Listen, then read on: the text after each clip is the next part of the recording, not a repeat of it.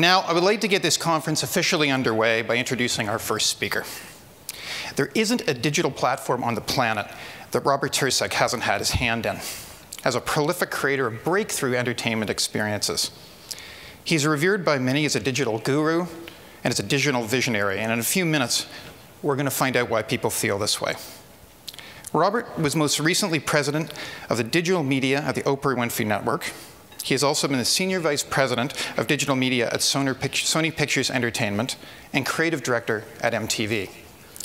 He has co-founded five startup ventures, including the video game publisher Seventh Level. Let's give Robert a really warm welcome this morning.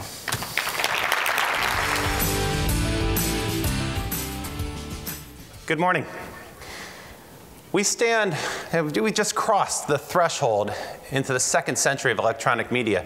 And as we contemplate the future of television and what lies ahead for us, one way to understand it is as a collision between two types of architecture: an architecture of coercion and an architecture of collaboration. Let me share some thoughts with you about that subject. I begin today, as any visitor who's talking about media in Canada must, with a quote from the great Canadian media theorist Marshall McLuhan. McLuhan talked about this concept of people living in the rearview mirror, where they're very comfortable because they're attached to the businesses and the ideas of the past. And when confronted with the future, which he would say the present, they prefer to look in the rearview mirror at the past. Now, I thought that was a useful starting point for us today, because my perspective about the future of the television business is that most of the major media companies in North America, particularly in the United States, where I live, are looking in the rearview mirror even as they're in the fast lane with their foot firmly pressed on the gas pedal, accelerating into a future that they're not really looking at clearly. Instead, they're focusing most of their energy on preserving a business model of the past. In some respects, they're fighting a rearguard action to shore up that business model while they're under assault from entirely new businesses from which they haven't experienced any type of competitive pressure before. And so they're faced with this tremendous new challenge as we race into the future. 20 years ago, MTV sent me over to Asia. I lived in Hong Kong in 1991, where we launched Star TV and the first multi-channel television platform in Asia. It was a very exciting time for me. It was a little bit like the Wild, Wild East. We didn't know who our audience was. We were broadcasting an incredibly big footprint. The footprint of AsiaSat spanned from Japan and the Philippines in the east, all the way west to Egypt and Israel, all the way north to Siberia, and all the way south to the very top of Australia. It covered Indonesia, India, China, about a quarter of the Earth's surface, and about half the Earth's population were inside of our satellite footprint. So we had a pretty big audience, but we had no idea who was watching. It was free to air. So I put a promo up on the air, a promo that said, hey, if you're watching this, send us a fax. This is, of course, before the internet became mass media. So in 1991, a fax machine was what we had. And so we put this promo up, and we ran it at nighttime because we weren't quite sure if anyone would respond. Well, quite to our surprise, the next day when we came in, there was fax paper all over the floor. In those days, fax paper came in big, long rolls.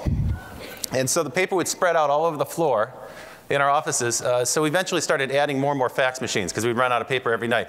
And we started reading these letters on the air. Our VJs, our TV hosts, would read the letters from our audience on the air. Now, that's a fairly common thing. If you are involved in radio broadcasting in the US, it's quite common to take calls from people. But in 1991, this was revolutionary. It was unheard of in Asia. It was a revolutionary concept. And as a result, it garnered tremendous response from our audience, tremendous response. They began to send us not just faxes, but they started writing us letters. We started putting up a post box in Hong Kong, the address on the TV promo. And people would start to send us letters and then photos and postcards, and they'd start to tell us stories. And of course, we read all these things on the air where we had time, and it just generated tremendous amounts of feedback. So we created this sort of virtuous cycle where our audience, our young audience, started to see pictures of themselves on television, and they responded with tremendous enthusiasm and their own creativity. And we created this phenomenal dialogue that established MTV in Asia as the most successful launch that MTV has ever had worldwide, of its dozens and dozens and dozens of launches around the world. And so I was quite thrilled by this notion of creating a dialogue with the TV audience. I thought this was incredibly exciting. And when I returned to the United States, where I was the head of on-air creative at MTV in New York, I was quite excited by this idea, and I started to ask my colleagues about it, and one of them gave me a document which to me was like a magic book. It was a document that was written by researchers at Cable Labs, which is the R&D group based in Boulder, Colorado, for the cable industry in the United States.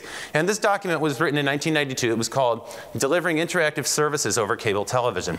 And it envisioned a broad range of incredible services that could be delivered through cable to audiences to make TV interactive.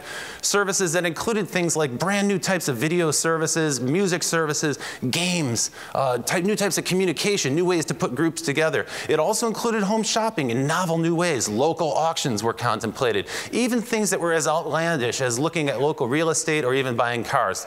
Now, some of these things seem preposterous, but they had worked out the economics. I talked to the author of the report, and I said, this is such a clear vision of the future. I was so excited about it. I saw that the 1990s were going to be a period of tremendous innovation for cable television. And then what happened? Absolutely nothing. Absolutely nothing. The cable industry didn't do anything to innovate in the 1990s, at least in the United States. I'm not quite certain what was happening here. But in a strange sort of way, those predictions in that book did come true. But the way they came true was on a different platform, a platform no one could have anticipated in 1991 and 1992. The World Wide Web wasn't really something that was in the popular consciousness. It didn't really become popularly available to people until 1993, and it really didn't become commercialized until 1995, maybe 1996. But then in a very short span, from 1995 till the late 1990s, a number of brand new companies set forth, and they launched those very same services that were predicted in that cable TV vision document. And billions of dollars of new wealth was created. This is sort of the class of 1999 internet companies. Not all of them are still around. Some of them have been absorbed. Others have morphed and evolved, and some have changed in many ways. But there was this tremendously fertile period of innovation.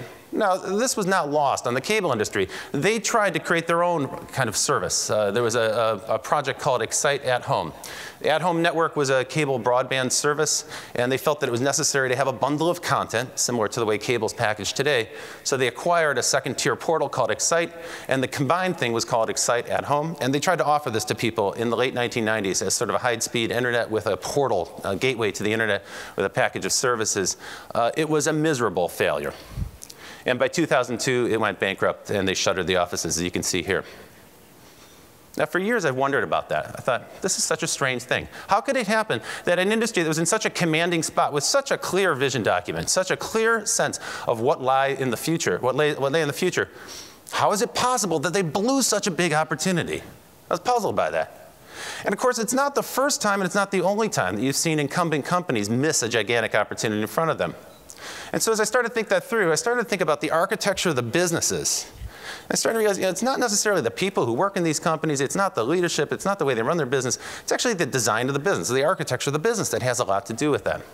And so the rest of my talk today is going to be to try to define what that architecture is. Now, there are two principal reasons why I think the cable companies miss this opportunity. I think that there's a sort of a lingering mentality. The first principal reason is simple: greed. Greed. Why invest in a speculative business when there's no guaranteed return? The cable operators in the United States have been known for cranking up their rates for a very long time. Now I'd like to talk a little bit about the Comcast and Comcast recent merger with NBC Universal. This is a topic of some intense debate in the United States. And I gather that there has been some parallel here in Canada where vertical integration has been a theme of discussion. So I'll take a moment to talk a little bit about Comcast, NBCU, and some of those dynamics. So Comcast has been steadily raising its rates for the past decade, and so it's a company that's well known in at least the consumer's eye as a company that demands a great deal from its customers for its services without necessarily providing what the consumers see as the value that they should get in exchange. So there's been some tension. Here you have some information from Portland, from the newspaper The Oregonian, but you'll find these reports all over, complaints about the constant steady raising of the rates. There's only a certain point, though, where you can't keep raising rates. People will start to unsubscribe. They just can't afford to do it. So the cable operator has to find a new way to grow their business, and in the case of Comcast, the solution was clear: go vertical. By acquiring NBC Universal, they acquire a broad range of media assets, and this puts them in a number of new businesses and adds a tremendous amount of cash flow, which is really the driver of their business. So they now own a great bouquet of cable channels, broadcast network, actually two, because they have Telemundo as well, the Spanish language network. They have many digital assets, theme parks, and film as well, some 7,000 motion pictures in the Universal Universal library. So it's really quite a broad asset collection and also a tremendous amount of new cash. Here are a couple of numbers to pay attention to. So Comcast, NBC Universal by the numbers. 50, 125, and 85. 50 billion in revenue for the combined organization. And in addition, they have 50 cable channels, which is really quite a lot if you think about that. That's quite an arsenal of content for them to have control over. 125. Comcast owns all or part of 125 different media companies. This makes it neck and neck with Disney for the largest media company in the United States and potentially the most powerful media company in the United States. Now 85, well 85, that's the percentage of US homes who have no choice in broadband provider. Comcast controls access for about a quarter of the subscribers in the United States. And very, very few of them have an alternative provider for broadband. And as a result, this gives Comcast tremendous amounts of power, not only over the traditional cable business, but also over the digital future for video, because they control really both pipes coming into the house, the video pipe as well as the broadband pipe. Now, there are three other numbers that I'm going to share with you today. And these are numbers that are a little bit more reflective of Comcast motivation and how important this deal was for them. As you know, it was held up in review, FCC review, for about a year in the United States. And so Comcast was quite busy. 100, 30, and 385 are these three numbers.